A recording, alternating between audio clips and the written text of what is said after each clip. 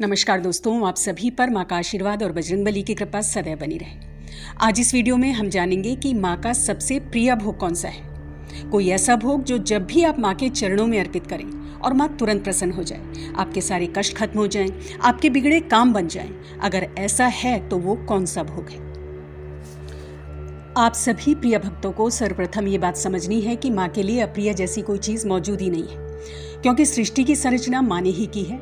सृष्टि के एक एक कण में माँ बसी है। सृष्टि का एक एक कण माँ को प्रिय है, चाहे वो मिट्टी हो या गुड़हल का फूल हो, क्योंकि सब कुछ माँ काली की ऊर्जा से ही संचालित है। और भोग जो भी चढ़ाया जाता हो, भोग से ज़्यादा महत्वपूर्ण एक चीज़ है, उस चीज़ में लपेट कर उस चीज़ के साथ आपको भोग को चढ़ाना होता है, जिसके बिना कोई भी भोग किसी भी काम का नहीं है और जिसके साथ हर भोग संपूर्ण है, और वो है संपूर्ण समर्पण और प्रेम।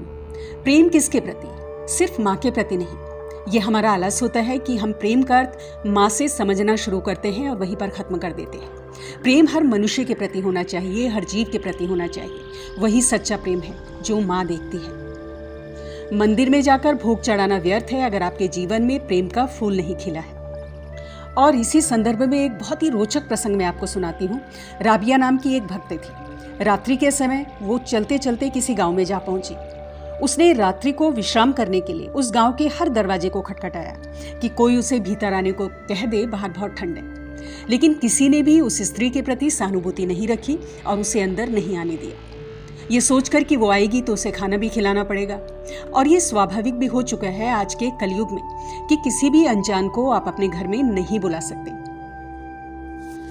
क्योंकि हम इस महलों, तख्तों और ताजों की दुनिया में ऐसी ऐसी चीज़ें इकट्ठा करके बैठ गए हैं, धन और गहने इकट्ठा करके बैठ गए हैं कि वो हमें हमारी जान से भी ज़्यादा प्रिय हो चुके हैं। सबको डर लगा रहता है कि कोई चुरा कर ना भाग जाए। तो उस गांव के लोगों को भी डर लगा कि न जाने कौन स्त्री है। जब सुबह हुई तो राबिया जब ठंड में अकड़ी हुई एक कोने पर पड़ी सोई हुई लोगों को दिखी तो लोगों को बहुत पश्चाताप हुआ कि उन्होंने इस स्त्री के साथ सही नहीं किया।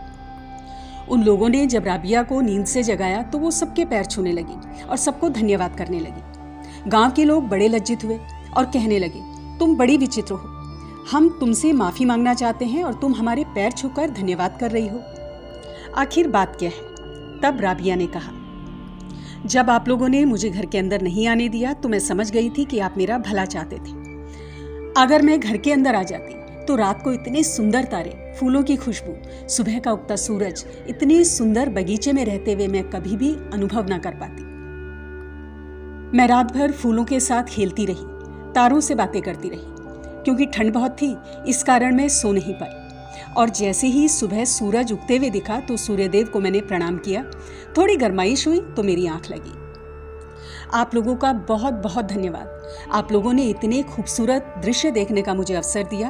और ये कहकर राबिया वहां से चली गई। तो दोस्तों, ये एक उदाहरण है अनकंडीशनल लव का, जो किसी शर्त, किसी व्यवहार का मोहताज नहीं है। जब कोई मनुष्य इतनी गहराई से प्रेम में डूबा हुआ होता है, प्रकृति के लिए, दूसरे मनुष्यों के लिए, हर जीव के लिए, तो ईश्वर हर वक्त उसके साथ होता है।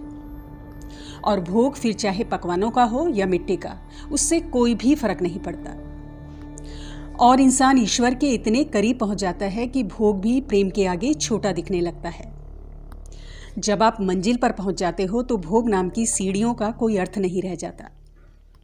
तो अगली बार जब कभी भी आप माँ को भौतिक भोग अर्पित करें, चाहे वो पेड़े हों, लौंग, बताशे, सूजी का हलवा, नारियल, गुड़, बहुत सारे माँ के प्रिय भोग माने जाते हैं, तो ये भी एक भोग आप अपने साथ लेकर जाएं, प्रेम और समर्पण का भोग। और याद रखें कि ईश्वर सिर्फ मंदिर में नहीं है, बल्कि हर एक मनुष्य में है, हर एक कण में है।